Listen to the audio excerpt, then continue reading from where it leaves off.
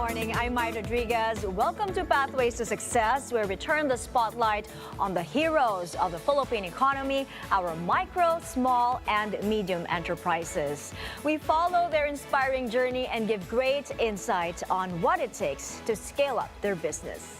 The Philippines is gearing up for an incredible milestone in 2025, becoming the guest of honor at the Frankfurt Book Fair, one of the most prestigious stages for literature and publishing in the world.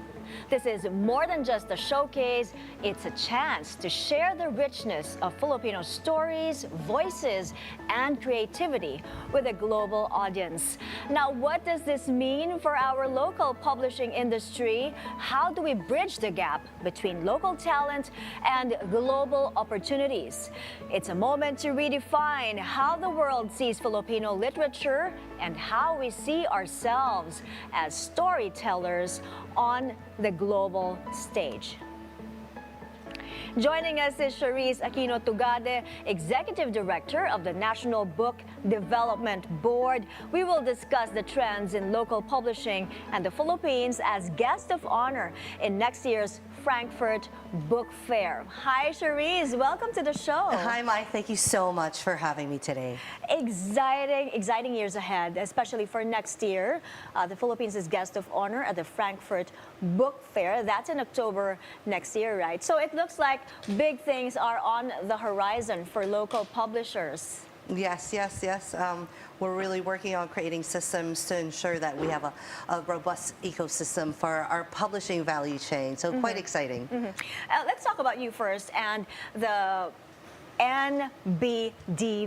I did not know we had a book board. And what got you started in the agency? And what does the agency do? What's its role in the local publishing? Yes, it's actually a funny name. People have a difficulty saying it, NBDB, National Book Development Board. And people think that we actually develop books, but we don't. We are essentially the DTI for books, both trade books and textbooks. And what we do is we create an ecosystem for the value chain to thrive. And we're essentially here to grow the industry, the Philippine book publishing industry. What excites you the most about working in publishing and leading the agency?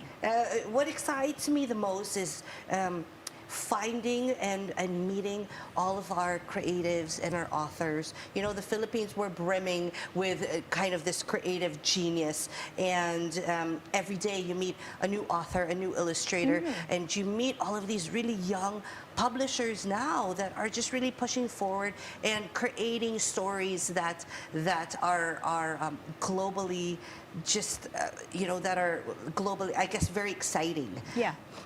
And publishers are getting younger and younger. Even the authors are Filipino authors. Yes, well, we have authors that are as young as 8 or 9 that are doing fantastic work. So we're here to grow. We have about 3,000 stakeholders in the industry, and that's counting pa. So that's registered. But you know, we have more all around. So the book board, it's been instrumental in shaping the Philippine publishing ecosystem. How has it evolved under your leadership? Well, you know, it's constantly evolving, the industry and the agency, which started in 1995. So we're 29 years this year. Next year, it will be our 30th anniversary. Originally, I guess it was more of a focus on the textbook industry. That's the largest industry that we have. And now it's really looking at ways to grow publishing, okay? Whether it be looking at more distribution networks, looking for cross-media adaptation within the creative industries, and looking at right selling as well as a viable option to really grow the industry domestically and both internationally as well. Now, there's a major milestone for you guys next year. The Philippines as guest of honor in the Frankfurt Book Fair. Tell us, how did this come into fruition? Oh my goodness, it's been years in the making. You know, it's quite difficult to get this guest of honor role in the Frankfurt Book Fair, which is the largest and oldest book fair. It's about 500 years old, and you have about 7,000 exhibitors from all around the world. Originally, we had our wonderful board who are part of the publishing industry. You had Karina Velasco, who was with Anvil and Ateneo, and you had Neni Santa Romana, Annie Almario, and Senator Lauren Legarda really pushing for it, beginning 2015. And then COVID hit, and it's just a series of conversations. And in 2021, when I started, we really started working together with the entire industry and focusing on looking at the viability of selling rights abroad. So we went to all of the different fairs. You go to London, you go to Abu Dhabi, Sharjah, all of these really big book fairs, and test it out and see if people like our stories, and people do. So we really began shaping this with a bid book. A bid book written by Karina Velasco, and then myself and my then chair, Dante Ang II, or Clink, who is now with the Commission on Overseas Filipinos. Oh my gosh, I forgot. But we worked on this together with the Senator Lauren Legarda, who's been fantastic, just really pushing our industry as well as the other creative industries as well, with the entire publishing community, and we all worked on this together, and we finally got the bid last year. So the Jürgen Boos, who's the president, came over to the Philippines during the Philippine Book Festival, and we did our MOA signing, and so now we have 2025 to look forward to, and we will have. Congratulations for that. Thank you. It's a lot of work, but we will have a pavilion that's about 2,000 square meters. Yeah. That space you have to fill up, and we're going to talk about that some more in a bit.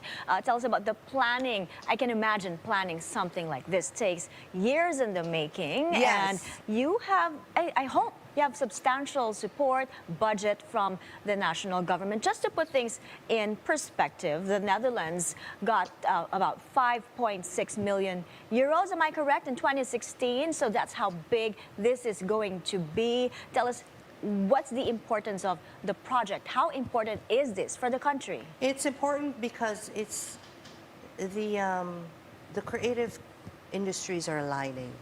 If you look at Korea, they've aligned all their creative industries, and they've been flexing their soft power. And the investment that goes back to the country is quite high, whether it be economic, social, cultural. It's quite high with what's happening with Korea. And that's something that we really emulate.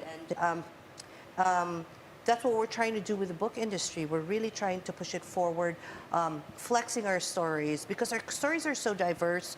We have a huge diaspora, and our genres are, you talk about Southeast Asia, we have climate action, we have stories on that, we have stories on working class literature, all different genres. You have very strong comics, very strong romance. And you said it's the biggest this year? Comics, the biggest graphic novels. in terms of right sales. So once you put yourself in the international stage, you can really have your stories be known to everyone. You get a broader audience, but also the investment that comes back through the right sales. So right sales essentially is you sell the laban of the book. You sell the story to different territories. Let's say an Arabic publisher picks it up, they sell it in their territory. So there's so many territories to sell that to. Distribution, we don't have a robust distribution system yet. So imagine if we had that, and we print here, we have all that, and that's distributed everywhere else. And the cross-media, books to movies, right? We've seen it with Trece, so it can happen. Definitely. Now, where are you at this point in terms of preparations? You have less than a year to go. That's happening in October 2025. And like you mentioned earlier, you're going to have to fill up a 2,000 square meter space. What's exciting about it is that we don't only work with the NBDB. We work with different private organizations, the Book Development Association of the Philippines. We work with Ang Inc. We work with IBBY, PBBY, but also we have other agencies that work with us, like the National Commission for Culture and the Arts. They're doing the programming. We have Patrick Flores doing a wonderful curation of the pavilion, and we also have the DFA and the Embassy of Berlin, the Consulate of Frankfurt, working with us very closely to kind of fill in all of the gaps. So we work together, working with the publishers, working with the government agencies, and of course working with the people at Frankfurt as well. It's a lot of work, a lot of meetings every single day, because it's not only cultural. we are also looking at the returns that will come back to the country, not only for books, but tourism, more investments on different things. So, yeah. Yeah.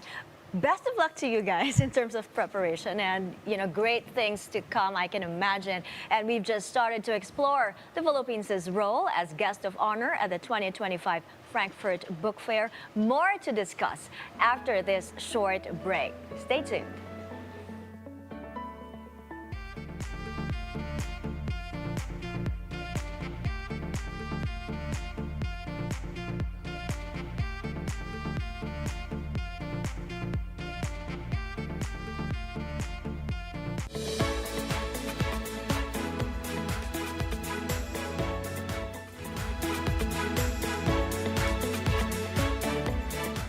Good morning, everyone! A platter of positivity, a cup of the hottest information, and a slice of what to expect for the whole day. With excitement, positivity, and fun. Join Paulo Del Rosario, Ann Asis Carrillo, and Monique Tuzon. It's a beautiful day! 7 a.m. on BNC, the Bilyonaryo News Channel. Good morning, I'm Mikey Oreta, and you're watching Basis Points, where we dive deep into the numbers and the stories that drive our economy and shape our world. Stay ahead of the curve with the latest on financial dynamics. The Philippines' trade deficit hits its highest level in over 2 years. The Philippine stock market continues to plummet. The Philippine Economic Zone Authority is on track. Join us as we delve into the evolving economic landscape. Mikey Oreta, Basis Points, 9:30 a.m. Only on BNC, the Bilyonaryo News Channel.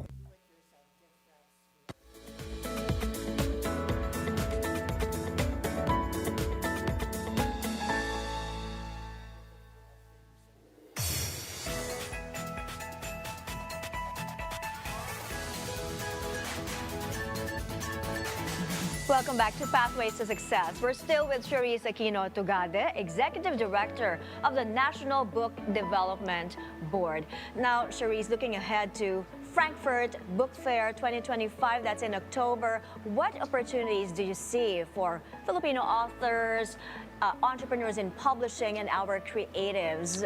Of course, we are showing in the global stage to international audiences. Very exciting.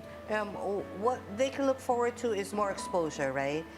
We're flexing again our stories and our diverse stories. So for sure, the exposure, and again, that investment and collaboration back to the Philippines, whether it be in the form of investments in the right selling and the distribution, but also collaboration between different publishing houses and authors around the world as well. So it's a really good time to really showcase who we are and what we're about, because people are interested, not only in Frankfurt, but you have Abu Dhabi, you have the Arab world who's interested in our stories, you have Europe, you have the US.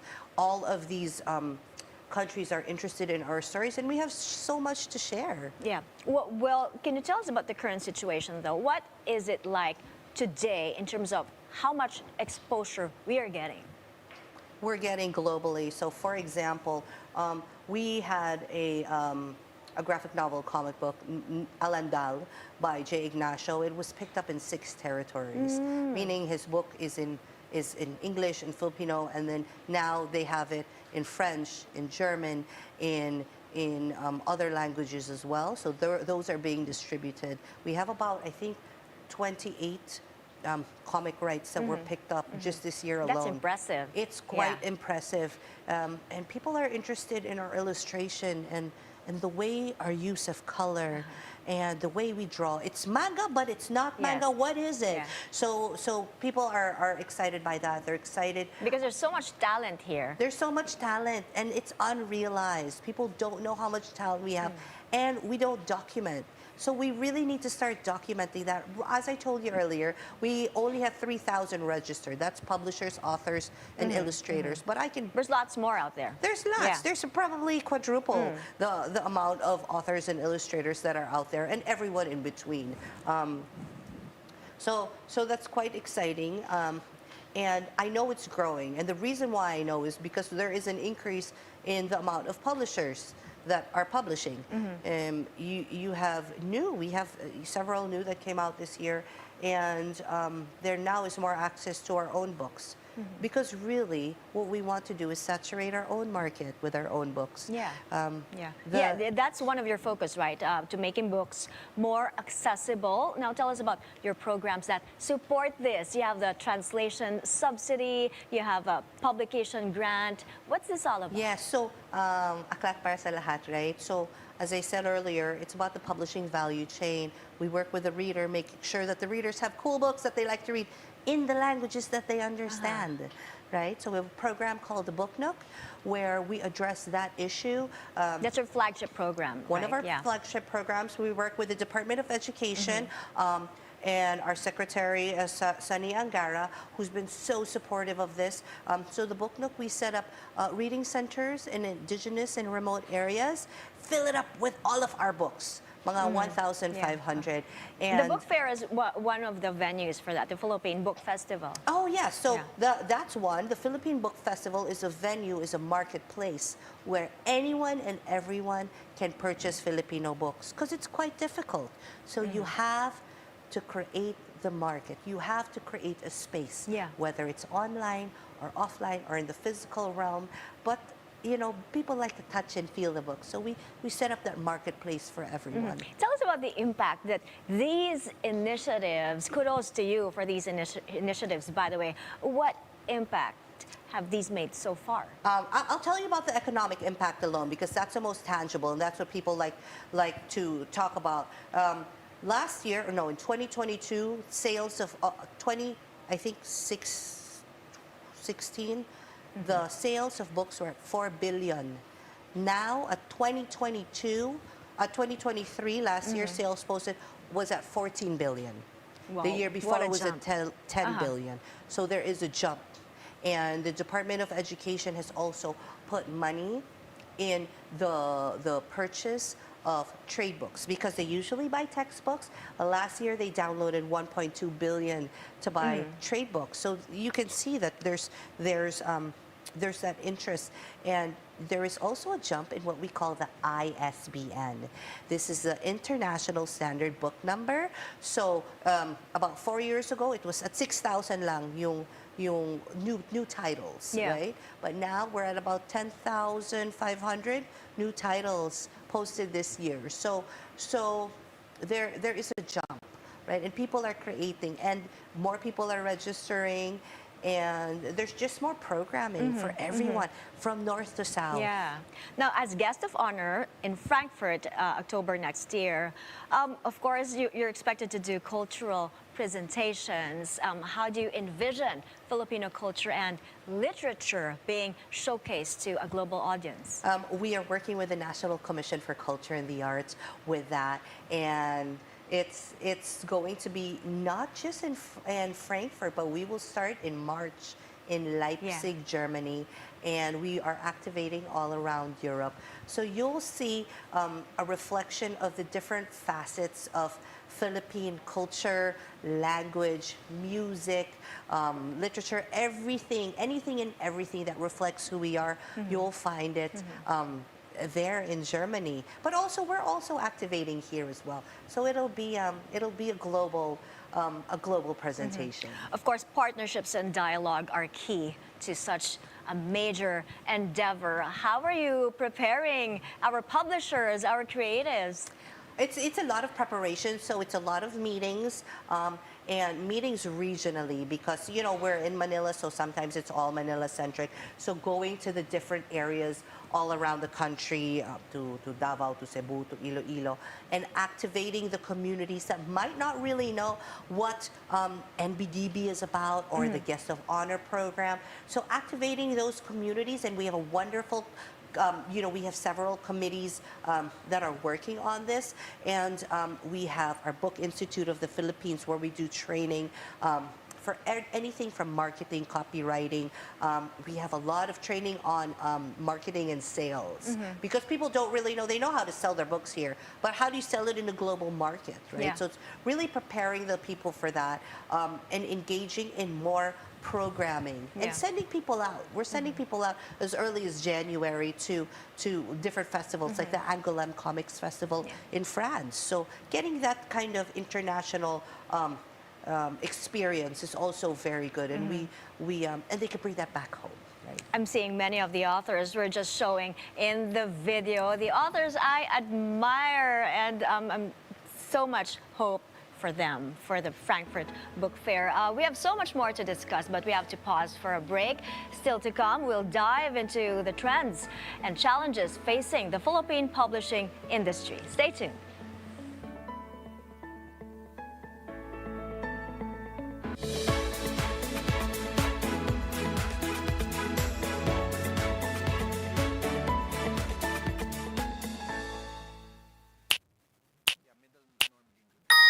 Cheating, in fact, it's very painful. It can have a lot of emotional and psychological implications or impact on both parties involved. In fact, for those who were cheated on, they may go through a roller coaster of emotions. It can be very painful. It can be very traumatic for the person involved, and they may go through the stages of grief. Grief meaning the grief of losing someone, the perception of losing this opportunity to be with this person, to form a family with this person, to have a future with this person. So the 5 stages of grief may sink in or may set in, starting with the shock, anger, what ifs, blaming, self-doubt, and depression. It's not clinical depression, but it's a feeling of sadness, loneliness, and as we go through this process, acceptance later on.